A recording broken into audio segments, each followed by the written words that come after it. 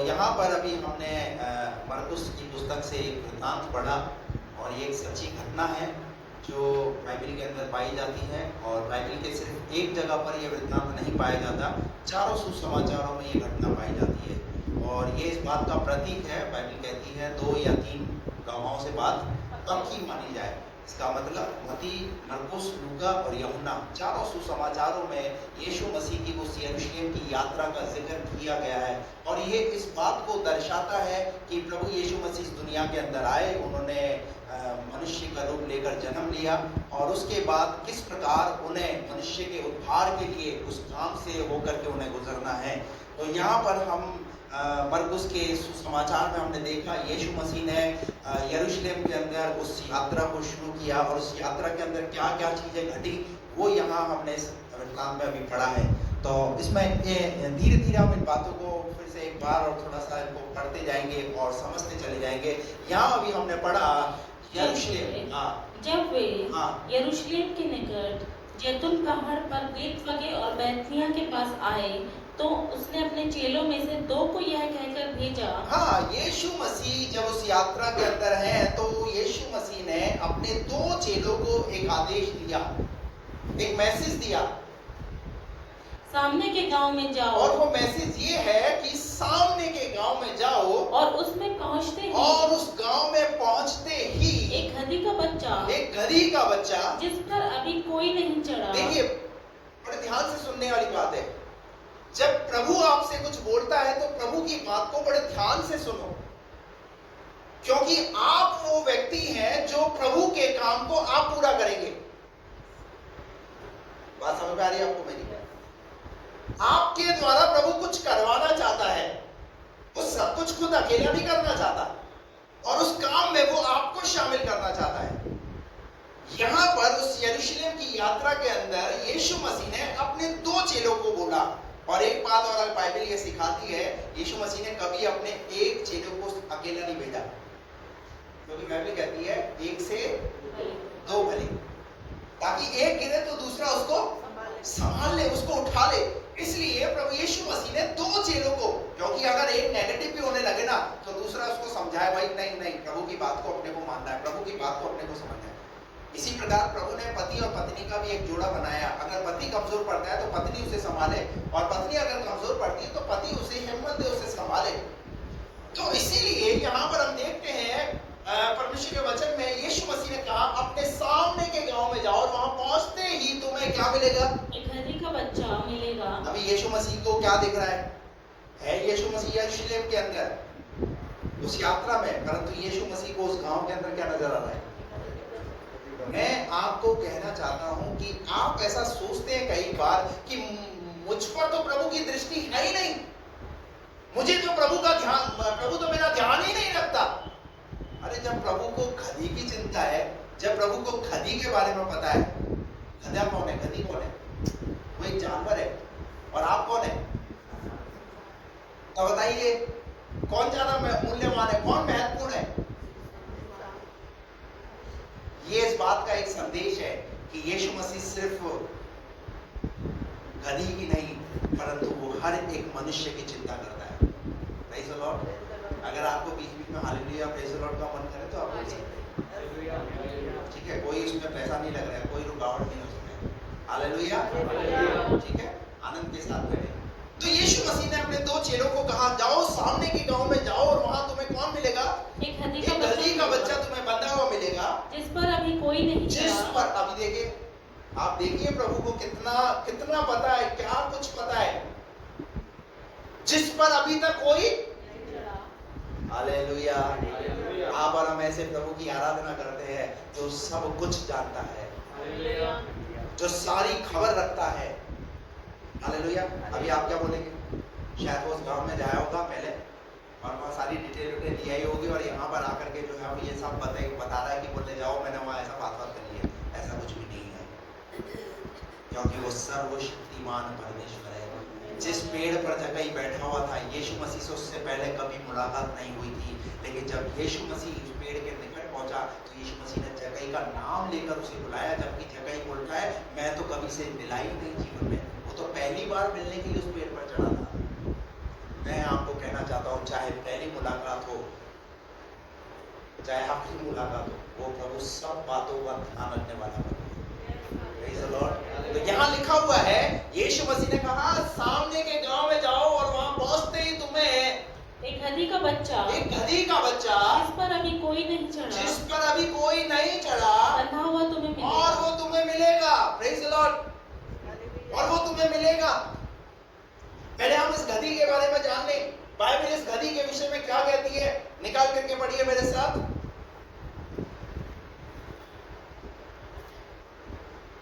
Hallelujah. उत्पत्ति की पुस्तक उसका 16वां अध्याय और उसका 12वां पद। और वह मनुष्य बनेले गधे के समान होगा। किसके समान होगा?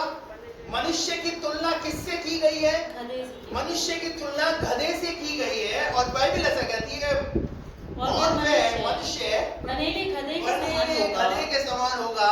उसका हाथ सबके विरुद्ध उठेगा। एक और आयत निकाल करके पढ़िए आप, निर्गमन की पुस्तक उसका 13 अध्याय उसका 13 पद। और गधी के हर एक पहलोटे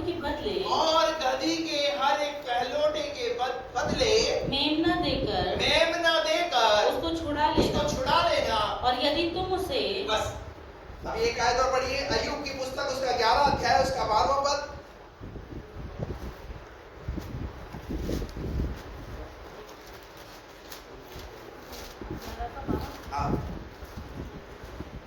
परंतु मनुष्य छूछा और निर्बुद्धि होता है, क्योंकि मनुष्य जन्म ही से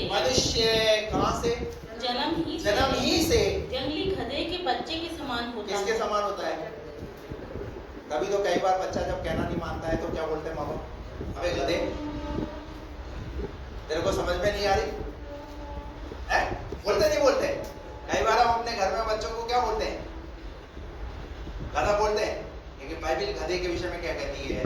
मनुष्य किसके समान है? जन्म ही से जंगली गधे के बच्चे के गधे के समान है। और आपको एक बात बताऊं, मैं यहाँ पर बाइबल ऐसा कहती है, जिस गधी का जिक्र आया है पुराने नियम के अंदर, एक नहीं और भी कई जगहों पर जो है गधी का जिक्र आया है। ये गधी क्या है? मेमने के बदले क्या कर लेना? गधी को छुड़ा लेना। मेमना कौन है? वो प्रभु यीशु मसीह। यीशु मसीह ने अपने प्राण को हमारे लिए दे दिया, हम जैसे गधों के लिए। हेलो, हम कौन थे? मूर्ख। गधा कैसा होता है? इंटेलिजेंट होता है क्या? आपने कभी गधे को रोड पे चलते हुए देखा क्या? खासतौर से जितने 4 व्हीलर चलाते हैं आप, कितना ही हॉर्न बजाते हैं, क्या करता है गधा? गधा अपनी मस्ती में, उसको कोई मतलब नहीं है। इसीलिए गधा जो है वो किस काम के लिए इस्तेमाल करते हैं? कई बार आप देखो, बोझ को ढोने के लिए। कई पुराने समय के अंदर बाइबल ऐसा कहती है, हमारा जीवन भी जो है वो कैसा जीवन था? बोझ से दबे हुए। हालेलुया। हम लोग बोझ से दबे थे, लेकिन प्रभु यीशु मसीह इस दुनिया में आया, वो मेमना इस दुनिया में आया और उसने अपना लहू हमारे लिए बहाया, ताकि हम उस बोझ से आजाद हो जाए। Praise the Lord. Hallelujah, hallelujah. Bible ऐसा कहती है, यीशु मसीह ने कहा तुम्हें उस गांव के अंदर कौन मिलेगा? गधी का बच्चा बंधा हुआ मिलेगा, जिसमें अभी तक कोई नहीं चढ़ा। और दूसरी बात जो मैं आपको बताना चाहता हूँ, जकरिया नबी की पुस्तक उसका 9 अध्याय का 9 पद पढ़िए। हे सियोन बहुत ही मग्न हो। हे यरूशलेम जय जयकार कर, क्योंकि तेरा राजा तेरे पास आएगा। धर्मी और उद्धार पाया हुआ है। वह दीन है और घोड़े पर बैठे हुए। किस पर? गधे पर। किस पर? वो राजा जो आएगा वो गाय पर बैठकर आएगा? गधे पर बैठकर, वरन गधी के बच्चे पर चढ़ा हुआ आएगा। गधी के बच्चे पर चढ़ा हुआ आएगा। Praise the Lord. हालेलुया। बात समझ में आ रही है आपको? जोरदार ताली बजाइए। आपको पता है प्रभु यीशु मसीह ने अपने चेलों को क्या बोला? गाँव में जाना, तुम्हें एक गधी का बच्चा मिलेगा। यीशु मसीह जो भविष्यद्वक्ता जकरिया के द्वारा भविष्यवाणी की गई थी, उस भविष्यवाणी को यहाँ प्रभु यीशु मसीह पूरा कर रहे हैं। Hallelujah, hallelujah. जो कुछ कहा गया था उसे पूरा करना है। यीशु मसीह का इस दुनिया में आने का एक उद्देश्य ये भी है, क्योंकि बहुत सारे भविष्यद्वक्ताओं ने यीशु मसीह के विषय में भविष्यवाणियां की है। इसमें से जकरिया जो यीशु मसीह के यरूशलेम की यात्रा के विषय में जो है वो वर्णन कर रहा है, उस गधी का वर्णन कर रहा है। वो गधा साथ जो गधी पर जो आएगा वो कौन है? वो राजा है। हालेलुया। अगर आप देखो राजा की सवारी, तो राजा की सवारी किस पर होती है? वो घोड़े पर होती है। लेकिन ये राजा कैसा है? ये राजा कैसा है? ये गधी के बच्चे पर अब सवारी कर रहा है। हालेलुया। यानी एक ऐसे जानवर को चुनाव किया, एक ऐसे जानवर को चुना जिसे तुच्छ और बेकार समझा जाता है, जिसे बोझ ढोने के लिए इस्तेमाल किया जाता है। आपको पता है प्रभु यीशु मसीह किन के लिए आया? मनुष्य का पुत्र खोयों को ढूंढने और उनका उद्धार करने के लिए आया। प्रभु यीशु मसीह आपके और हमारे लिए आया है। हमको ये बात समझने की जरूरत है। और बाइबल ऐसा कहती है, वो धर्मी और उद्धार पाया हुआ है, वह दीन है और गधे पर गधी के बच्चे पर चढ़ा हुआ आएगा। Praise the Lord. वापस मरकुस रचित सुसमाचार उसका 11वां अध्याय और उसका 2 पद हम फिर से पढ़े।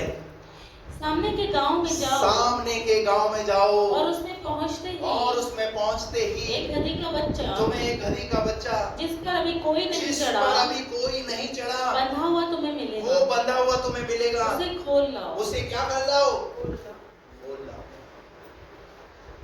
पता है वो गधी का बच्चा क्या है? वो बंधा हुआ है, उसके मालिक ने उसे बांध करके रखा हुआ है। पर प्रभु यीशु मसीह क्या कर रहा है पता है?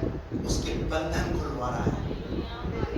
एक समय आपके और मेरे बंधन बंधे हुए थे, हम बहुत सारे बंधनों में बंधे हुए थे, लेकिन प्रभु ने किसी ना किसी को हमारे पास भेजा, और वो इसलिए भेजा कि हम जिन बंधनों में बंधे हुए थे उन बंधनों से हमें क्या कर दे? आजाद कर दे। आया कोई आपके पास आपके बंधनों को खोलने के लिए? प्रभु यीशु मसीह काय के लिए आया? प्रभु यीशु मसीह बंधनों को खोलने के लिए आया। लेकिन उसके बाद भी अगर हम बंधनों में बंधे हुए हैं तो उसका आना क्या हो जाएगा? व्यर्थ हो जाएगा। उसने कहा सामने के गांव में जाओ और वहां वो गधी का बच्चा जो तुम्हें बंधा हुआ मिलेगा, उससे क्या कर लेना? खोल लाओ। उसे खोल लाओ। यदि खोलने से पहले मालिक को तो बताओ। क्या लिखा आगे? यदि तुमसे कोई पूछे यह क्यों करते हो? अरे भाई इस गधे के बच्चे को क्यों बोल रहे हो भाई? ये तो हमारी गधी है, तो हमारा बच्चा है भाई। तो यीशु मसीह ने पहले से ही बता दिया, अगर कोई पूछे तो तुम उसे कह देना प्रभु को इसका प्रयोजन। प्रभु को किसका? प्रभु को इसका प्रयोजन। जब प्रभु की बात आ जाएगी तो कोई मना नहीं करेगा। Hallelujah, praise the Lord. जब प्रभु की बात आएगी तो कोई मना नहीं करेगा, क्योंकि प्रभु जानता है अगर ये जाएंगे तो शायद वो क्या करेगा? वो आनाकानी करेगा, वो नहीं खोलने देगा। लेकिन बता देना जिसकी गधी है कौन मांग रहा है? प्रभु यीशु मसीह उसके बंधन खुलवा रहा है। Hallelujah, praise the Lord. आगे बढ़िए, क्या लिखा है फिर वहां पर? प्रभु को इसका प्रयोजन है और वह शीघ्र उसे और वो शीघ्र देरी नहीं करेगा, वो शीघ्र उसे क्या कर देगा? यहाँ भेज देगा। उन्होंने जाकर उस बच्चे को बाहर द्वार के पास चौक में बंधा हुआ पाया। Praise the Lord. जैसा बताया था वैसा की वैसा वहां पर घट रहा है, वैसा की वैसा वहां नजर आ रहा है। और आगे बढ़िए, क्या लिखा है? और खोलने लगे। और जब उसे खोलने लगे, उनमें से जो वहां खड़े थे कोई कहने लगे यह क्या करते हो? हेलो, इतनी आसानी से बंधन नहीं खुल गए हमारे। जब पास्टर बंधन खोलने के लिए आया, जब पास्टर प्रार्थना करने के लिए आया, तो कोई लोग खड़े हो गए भाई,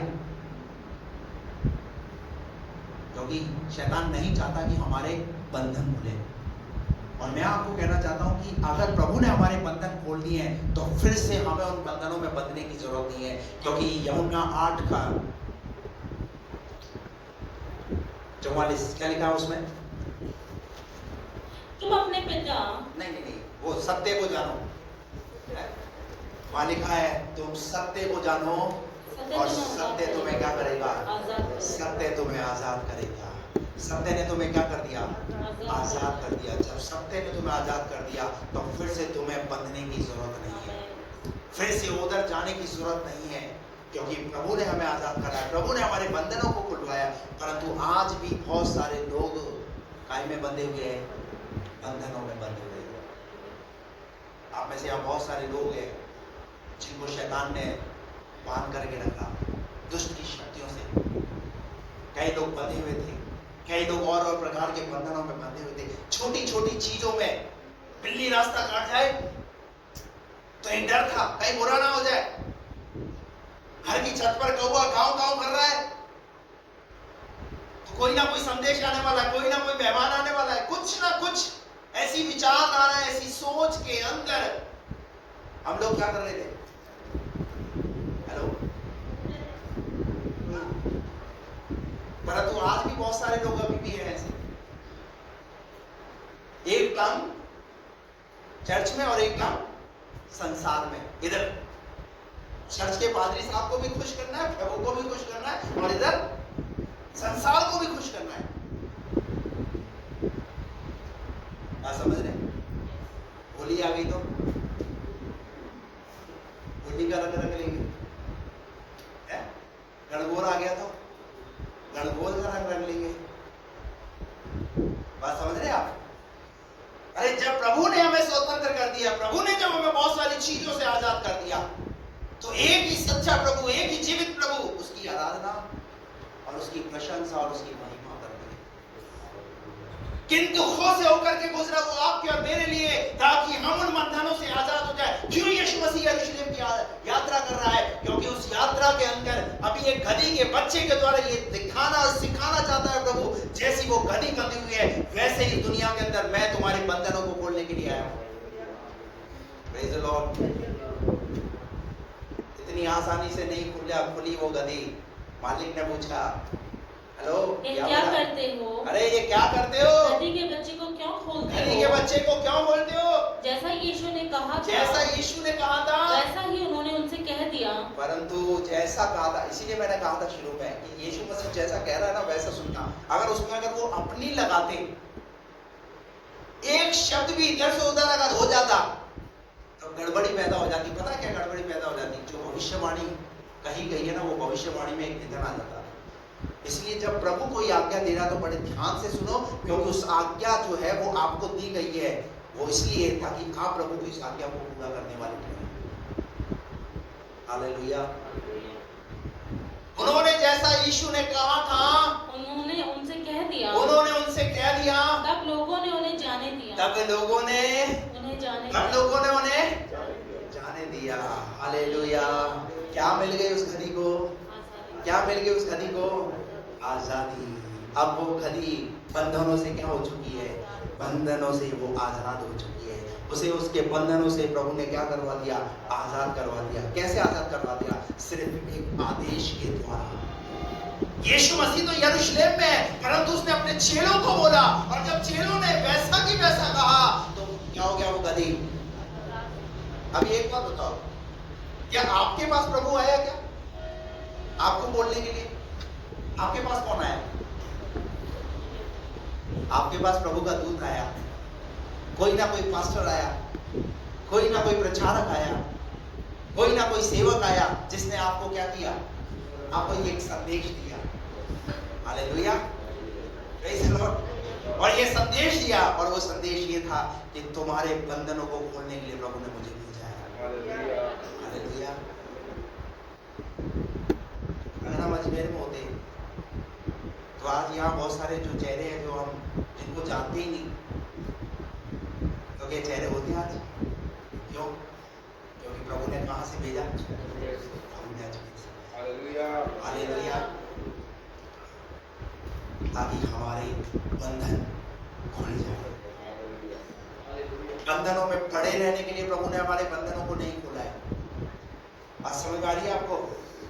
प्रभु हमारे द्वारा कुछ करना चाहता है ताकि आपके बंधन खुलेंगे तो आप दूसरों के बंधनों को खोलने वाले बनेंगे।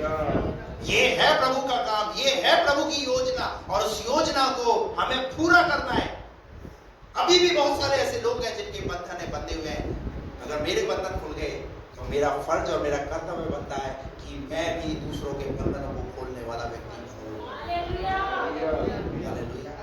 उसे समझाइए, उसके लिए प्रार्थना कीजिए, उसके उद्धार के लिए प्रार्थना कीजिए, ताकि उसके भी बंधन खुल जाए। आपके ही परिवार में, आपके ही रिश्तेदारों के अंदर बहुत सारे ऐसे लोग हैं जो अभी भी प्रभु को नहीं जानते हैं। आपका फर्ज बनता है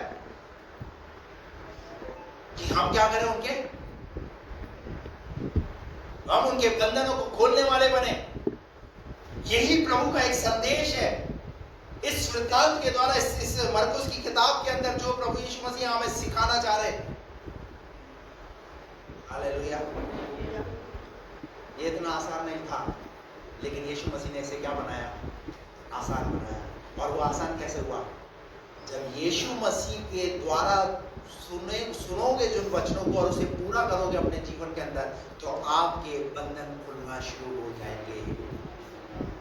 इसका मतलब यीशु मसीह के मुंह में क्या है, वो सामर्थ है, और जैसा वो कहेगा, जैसा वो बोलेगा, वैसा होगा।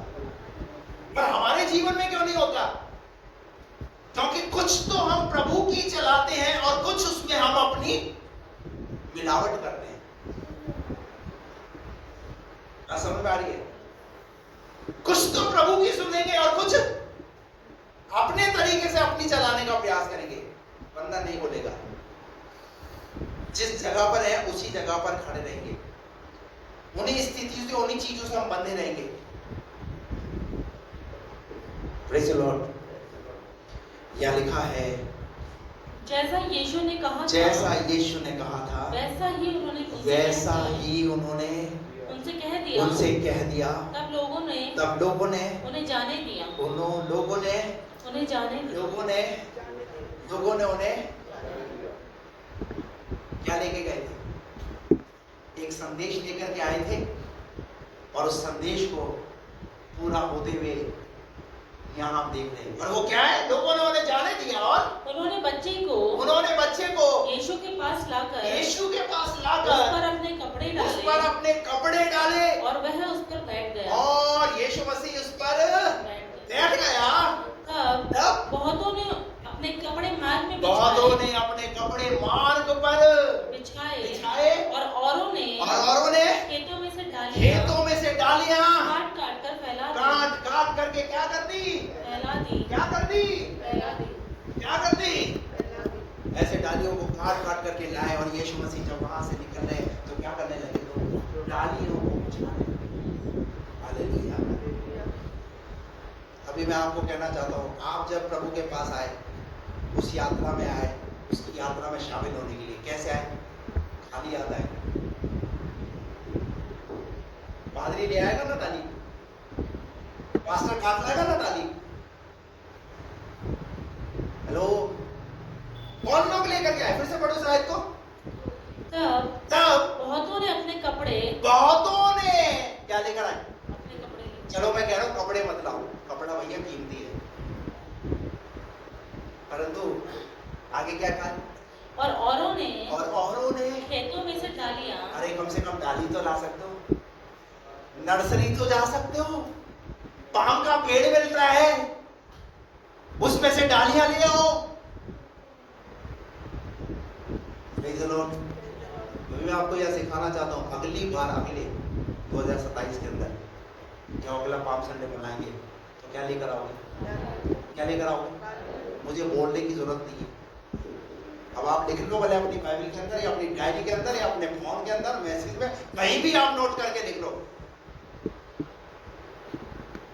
क्योंकि किसके पास आ रहे हो आप? पाम संडे है ना। हालेलुया। अभी आप बोलो खजूर की डालियां कहाँ मिलेगी? अरे भैया नर्सरी से पाम, एरिका पाम है, एरिका पाम, ये एरिका पाम की डालियां नहीं आओगे, वो ठीक है, वो खाने वाली एक जो दूसरी है वो लाने के लिए नहीं कह रहे हैं। अरे पेड़ ही ले आओ, ठीक है, यहाँ एक नर्सरी खोल दूंगा मैं, फिर कभी बोलने की जरूरत ही नहीं पड़ेगी आपको, फिर यहीं से ही। हालेलुया। Praise the Lord. लोग क्या लेकर आए? खेतों में से। हालेलुया। अरे जब प्रभु के पास आ रहे हो तो खाली हाथ मत आओ। हालेलुया। लोगों ने उस खुशी का जश्न मनाया। और कैसे जश्न मनाया? लोग कपड़े लेकर के आए, रास्ते में कपड़े बिछा दिए, और डालियां लेकर के आए, डालियां बिछा दी। हालेलुया। और जब गधी उस डालियों पर से, उन कपड़ों के ऊपर से होकर के चल रही है, हालेलुया, गधी को क्या आ रहा है? मजा आ रहा है। मजा क्या आ रहा है? अच्छे दिन, अच्छे दिन। अरे ये मालिक तो जिसके पास थी मैं, वो क्या करता था? वो तो मुझे बोझ लाता था, वो तो मुझ पर बोझ ढोता था। परंतु जिसके पास है, गाना गाया ना कि हमने, किसके चरणों में? अरे भैया यीशु के चरणों में आनंद ही आनंद है। हालेलुया। पर उस आनंद का लुत्फ हम उठा नहीं पा रहे। हम लुत्फ कहाँ उठा रहे हैं? बहुत सारे लोग बाहर में जाकर के लुत्फ उठा रहे हैं। कहाँ पर? बाहर में जाकर बियर बार, दोस्तों के साथ चीयर्स। अरे भैया एक सच्चा आनंद जो है ना, जो कभी खत्म ना होने वाला, वो आनंद प्रभु के चरणों में है। अगर मैं आपको अगर आज की सुबह में अगर आप परमेश्वर के भवन में नहीं आते और आप अपने घर में ही रहते, क्या उस आनंद को आप पाते? अरे प्रभु की उपस्थिति में आनंद, बाइबल कहती है। Praise the Lord. अरे जब ये गधी प्रभु के सामने आई और प्रभु यीशु मसीह उस गधी पर बैठ करके जब सवारी करने लगे, तो गधी के आगे वस्त्र और लोग खजूर की डालियां। और मैं तो ये सोचता हूँ शायद कई लोग तो काजू और बादाम भी क्या कर रहे होंगे गधी को ला करके। अरे भैया यीशु मसीह के पास आने का मतलब घाटे का सौदा नहीं है। बोलो घाटे का सौदा नहीं है। सही से नहीं बोल रहे हो, थोड़ा और सही भी कर सकते हो। घाटे का सौदा, घाटे का सौदा। जब यीशु मसीह के पास आते हैं तो कैसा है? अरे ये तो एक ऐसी पार्टनरशिप है, जब वो आपके साथ शामिल हो जाएगा तो दुनिया की ताकत आपके सामने झुकना शुरू हो जाएगी। Hallelujah, hallelujah. हम भी इस दुनिया में गधी के बच्चे के समान थे, परंतु यीशु मसीह उस मेमने के लहू के द्वारा जब हमारा उद्धार हो गया, तो प्रभु यीशु मसीह ने हमें क्या बना दिया? हमें सारे बंधनों से आजाद कर दिया। Hallelujah, praise the Lord. और आज जब हम जाते हैं, जब किसी के घर में जाते हैं, तो लोग हमें क्या करते हैं? आदर देते हैं। लोग हमारा सम्मान करते हैं। क्यों सम्मान करते हैं? क्योंकि एक दिन हमारे बंधन बंधे थे, परंतु अब प्रभु यीशु मसीह हमारे ऊपर सवार है। हालेलुया। अगर प्रभु को सवार नहीं होने दोगे तो एक और है जो आप पर सवारी करना चाहता है, वो है दुष्ट आत्माएं। मौतों के जीवन में दुष्ट आत्माओं ने अपना राज्य बैठ करके रखा हुआ है, बना करके रखा हुआ है। वो उन्हें उनके घर से निकलने नहीं देती, वो उन्हें परमेश्वर की उपस्थिति में आने नहीं देती। अरे यीशु को अपना राजा बनाइए ना।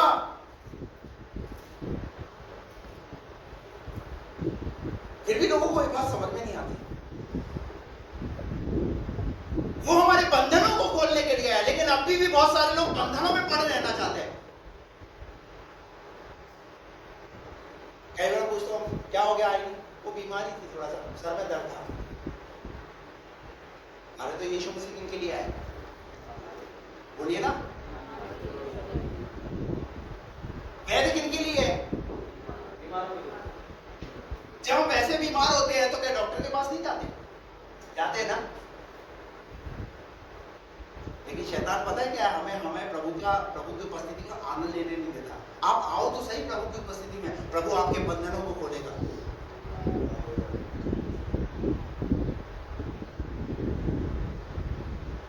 हम अपना ही बोझ, अपनी चिंताएं लेकर के खुद ही सफर कर रहे हैं, खुद ही यात्रा कर रहे हैं। प्रभु को इजाजत नहीं दे रहे कि प्रभु आओ, राज्य करो।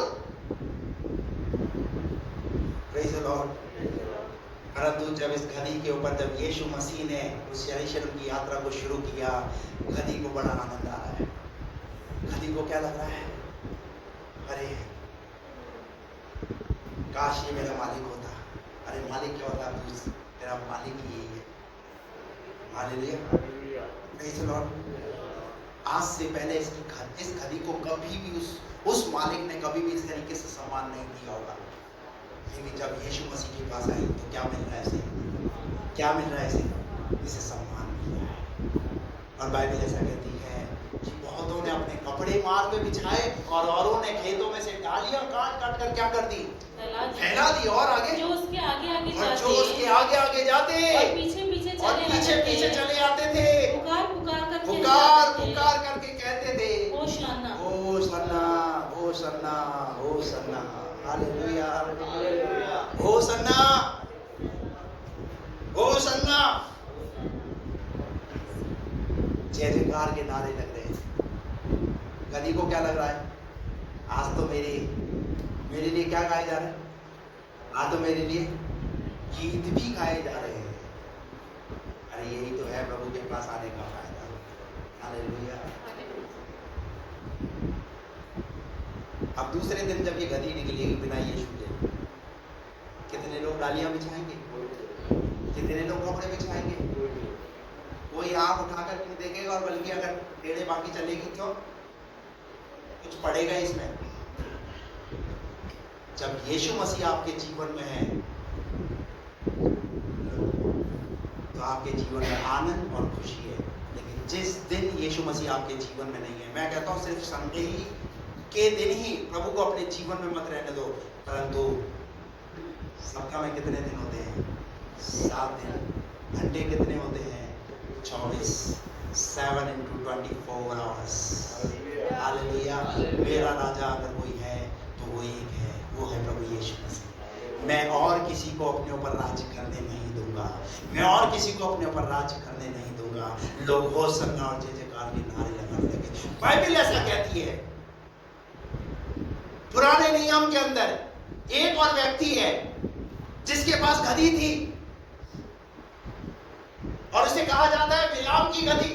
किसकी गधी? बिलाम की गधी। बिलाम कौन है? मैन ऑफ गॉड, परमेश्वर का जन है वो। लेकिन एक बालाक नाम का जो राजा है वो बिलाम को कहता है कि इस्राएली लोगों के लिए जैसा मैं बोलूंगा वैसा तुझे बोलना है। और इन्हें क्या बोलना है? क्या बोलना है इन्हें? पढ़ाया आपने? क्या बोला उसने? इस्राएली लोगों को क्या दे? इस्राएली लोगों को श्राप दे। परंतु परमेश्वर ने बिलाम से कहा, सुन, ये जो राजा तुझे बोल रहा है इसकी नहीं सुनना है, क्योंकि ये मेरी प्रजा है, ये मेरे लोग हैं, ये आशीष के भागी होने के लिए बुलाए गए हैं। इन्हें श्राप नहीं देना तुझे। एक बार, 2 बार राजा बार बार आ रहा है, उसे बार बार यही बात बोल रहा है कि क्या कर तू इस्राएली लोगों को, और तू बोलेगा तो होगा। इसका मतलब पास्टर जब बोलेगा, बालाक राजा को पता है ये बात कि जब ये बिलाम बोलेगा ना तो परमेश्वर इसकी बात को सुन करके पूरा करेगा। अरे दूसरे लोगों को पता है भैया, जब ये प्रार्थना करेंगे ना तो कुछ होगा। Hallelujah, praise the Lord. तो पास्टर को साधारण मत समझा करो, जो प्रार्थना करने वाला उसको साधारण मत समझा करो। जब वो बोलेगा तो जरूर प्रभु कुछ करेगा। हालेलुया। और मैं आपको कहना चाहता हूँ, उस बिलाम ने परमेश्वर की आज्ञा का क्या किया? उल्लंघन किया। और वो गधी पर बैठ करके जब वो जाने लगा तो परमेश्वर रास्ते में आ गया। प्रभु का दूत उस रास्ते में आ गया, और गधी ने क्या देखा? गधी ने साक्षात अपनी आंखों से उस परमेश्वर के दूत को एक नंगी तलवार हाथ में ली हुई नजर आया। क्योंकि क्या काम करने जा रहा है? क्या काम करने जा रहा है? ये श्राप देने जा रहा है। परंतु परमेश्वर अपने लोगों को सुरक्षा देना चाहता है। परमेश्वर नहीं चाहता कि ये बिलाम जो है उस काम को करे। अब जैसे ही देखिए, इसकी बिलाम की आंखें तो क्या हो गई? वहां लिखा है बाइबल में, बिलाम की आंखें तो बंद हो गई।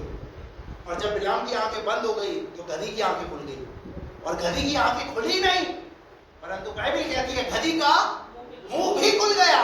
अब जब गधी आगे नहीं बढ़ रही है तो बिलाम को क्या आ रहा है? क्या आ रहा है? गुस्सा आ रहा है, इरिटेट हो रहा है बिलाम। तो क्या करने लगा? वो गधी को मारने लगा। 1 बार मारा, 2 बार मारा, 3री बार मारा, गधी क्या बोली? तूने मुझे ओ साहब, ये तो कोई गिनती भी आती है गधी को तो। हालेलुया। गधी ने क्या बोला? तूने मुझे 3 बार मारा है। आज से पहले तो तू कभी बोली नहीं, पर आज तू बोल कैसे रही है? Hello, hallelujah, hallelujah. इस गधी का मुंह किसने खोल दिया? इस गधी का मुंह प्रभु ने खोल दिया, क्योंकि ये अपने बनाने वाले परमेश्वर की आज्ञा को पूरा करने के लिए तैयार है। और जिस पर परमेश्वर भरोसा रखता है, जिस पर प्रभु भरोसा करता है, वो क्या कर रहा है? वो आज्ञा का उल्लंघन कर रहा है। बात समझ में आ रही है? हालेलुया। क्या हुआ वहां लिखा है? बाइबल ऐसा कहती है, जब गधी को उसने 3 बार मारा तो गधी नटखटी करने लगी, वो आगे नहीं जाने लगी।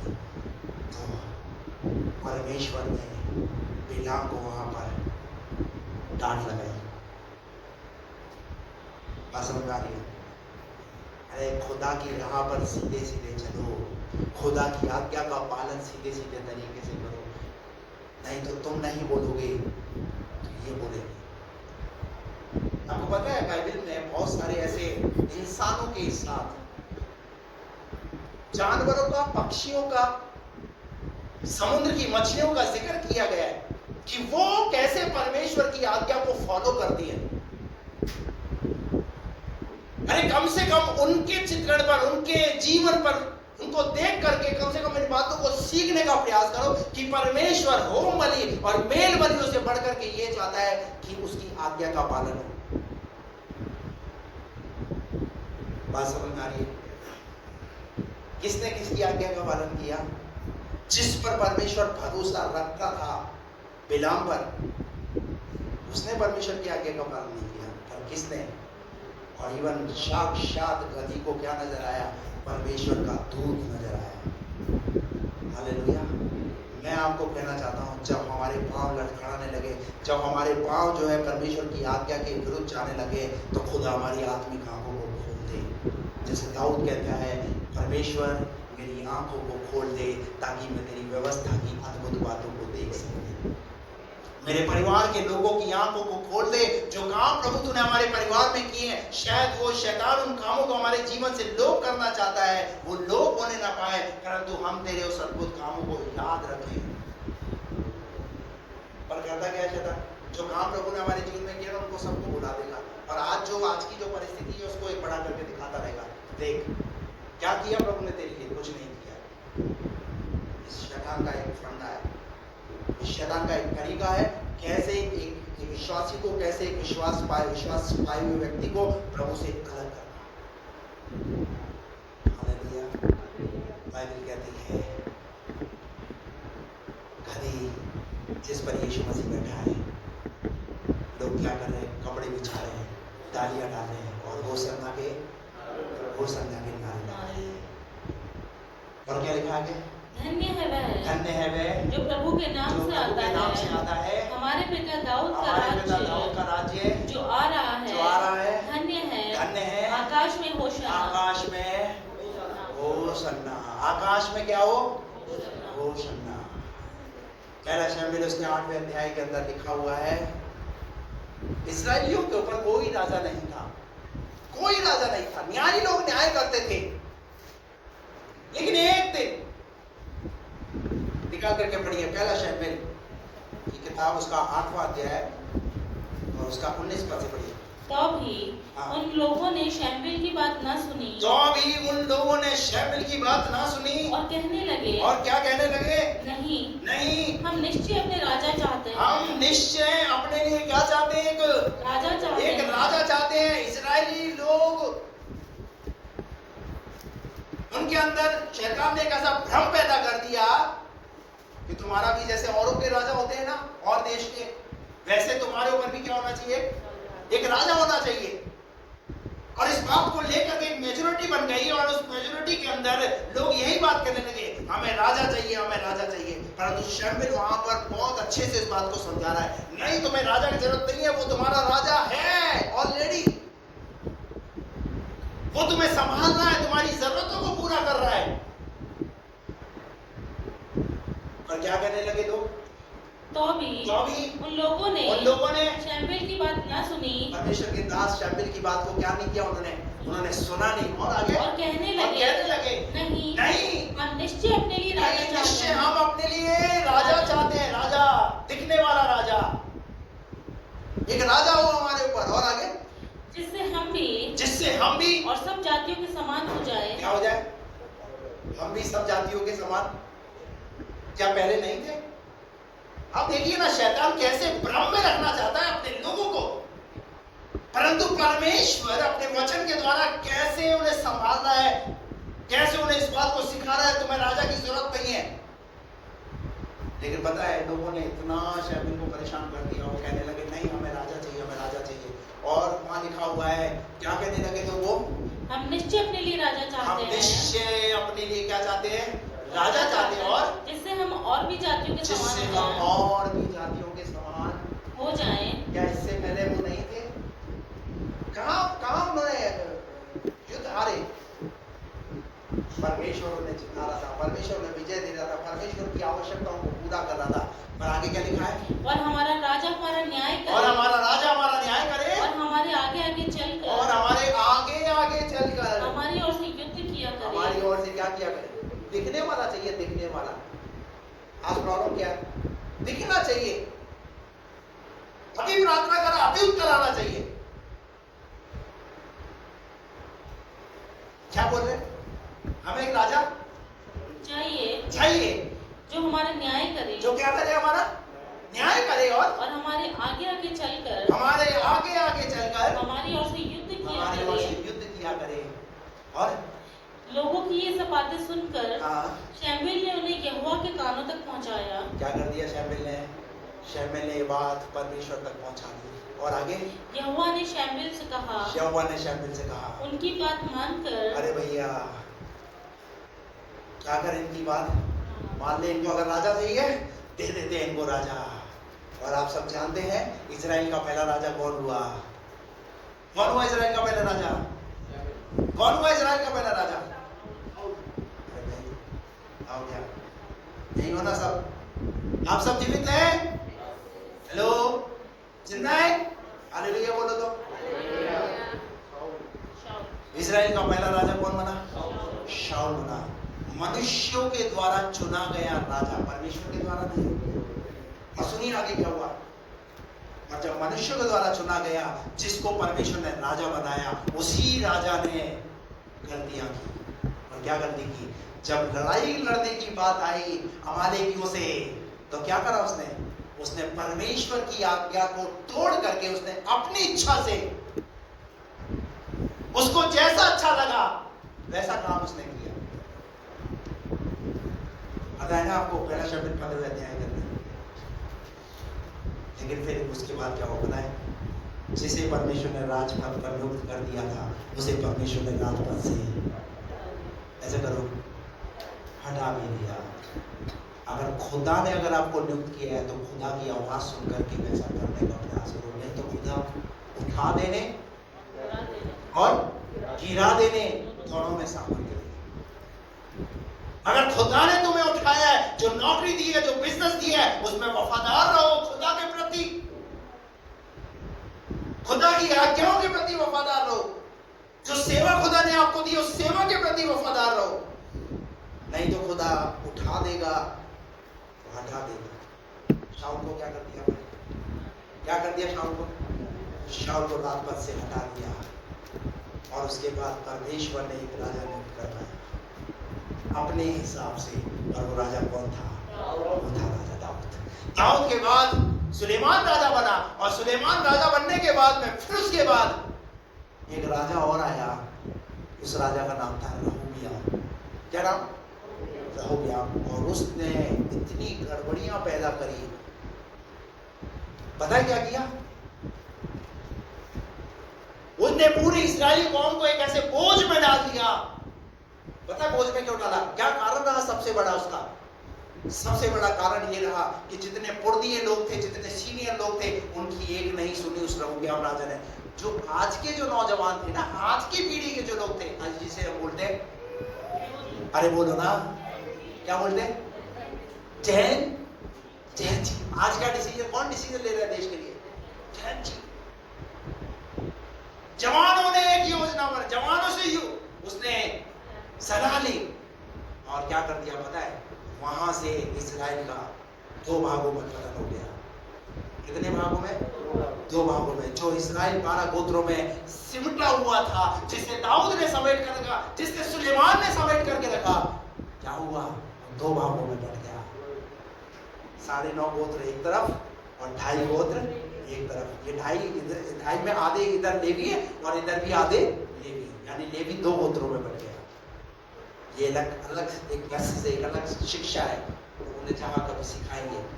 लेकिन मैं आपको कहना चाहता हूँ, किसकी गलती की वजह से? ये किसकी गलती की वजह से हुआ? ये इंसानों की गलती की वजह से हुआ, क्योंकि परमेश्वर नहीं चाहता था, परमेश्वर खुद उनका राजा था। लेकिन जैसे ही राजा की डिमांड आई, राजा ने गड़बड़िया। बाइबल में लिखा है बहुत सारे तो अच्छे राजा हुए, परंतु बहुत सारे ऐसे दुष्ट राजा भी हुए जिन्होंने इस्राएलियों को बंधुआई में लेकर के चले गए। लेकिन मैं कहता हूँ, पुराना नियम राजाओं का समय रहा, लेकिन उसके बाद जब नए नियम की बात आती है, यरूशलेम में जो गधी के ऊपर बैठा हुआ है वो दुनिया भी राजा नहीं है, वो स्वर्ग से उतरा हुआ राजा है। और जब वो गधी पर बैठ कर के सवारी को कर रहा है, तो लोग होशन्ना के नारे लगा रहे हैं। हालेलुया। वो ये इस बात को बताने के लिए कि मैं ही तुम्हारा राजा हूं। सिय्योन से राजा रहा, मन को सुधार। कहां से आ रहा है वो राजा? वो राजा सिय्योन से आया है। वो काहे के लिए आया है? हमारे मनों को सुधारने के लिए, हमारे जीवन को तैयार करने के लिए, हमारे जीवन को बनाने के लिए। और ये पूरा जो सप्ताह है, जिसे पैशन वीक के रूप में बोलते हैं, दुख का सप्ताह के रूप में बोलते हैं, ये अपने आप को जांचने का और अपने आप को प्रभु की उपस्थिति में तैयार और अपने जीवन को बनाने का सप्ताह है। उन बातों पर विचार करने का सप्ताह है कि मेरे लिए प्रभु यीशु मसीह ने क्यों इस दुनिया में जन्म लिया, क्यों इस दुनिया में वो हमारे लिए आया, कैसे दुखों से होकर के वो गुजरा। क्योंकि वो दुनिया भी राजा नहीं, वो राजाओं का राजा। वो स्वर्ग से इसलिए आया ताकि हम उस राजा को पहचाने। दुनिया के राजाओं ने क्या करा? दुनिया के राजाओं ने तो और मुसीबतों पर मुसीबत पैदा कर दी। और मैं आज आपको कहना चाहता हूँ, आज भी आज हमारे देश को उस राजा की जरूरत है। कौन सा राजा? आपको पता है, इस दुनिया में सरकार जो रहती है 5 साल रहती है, 5-5 साल का राज्य रहता है। आपको पता है कैसा राज्य रहता है? लेकिन हमें प्रार्थना करनी है, प्रभु तेरा राज्य है। यीशु मसीह ने अपने चेलों को प्रार्थना करना सिखाया। क्या सिखाया? तेरा राज्य है, जैसी तेरी मर्जी स्वर्ग में पूरी होती है, वैसी पृथ्वी पर भी पूरी हो। हमारी प्रार्थना ऐसी प्रार्थना हो कि उसकी मर्जी जैसे स्वर्ग में पूरी होती है, धरती पर पूरी हो। हालेलुया। हमारा राजा कौन है? कौन है हमारा राजा? वो कहां से आया है? आज आप देखिए, आपने कौन से राजा आपने बना के रखे? आज हम कौन सा राजा चाहते हैं? क्या दुनियावी राजा या स्वर्गीय राजा? Praise the Lord. आइए अपने जीवन में उस प्रभु को निमंत्रण दीजिए। प्रभु को कहिए, प्रभु आपने अगर मेरे बंधन खोल दिए तो आइए प्रभु आप मुझ पर सवारी कीजिए। प्रभु मैं तैयार हूं, मैं उसको गधी बनने के लिए, मैं आपकी गधी बनने के लिए तैयार हूं। Praise the Lord. हालेलुया। और इतिहास इस बात की गवाही देता है, इस मरकुस के 11वें अध्याय में जो बात हम पढ़ रहे हैं, ये एक सच्ची घटना है। हालेलुया। आइए अपनी आंखों को बंद करें।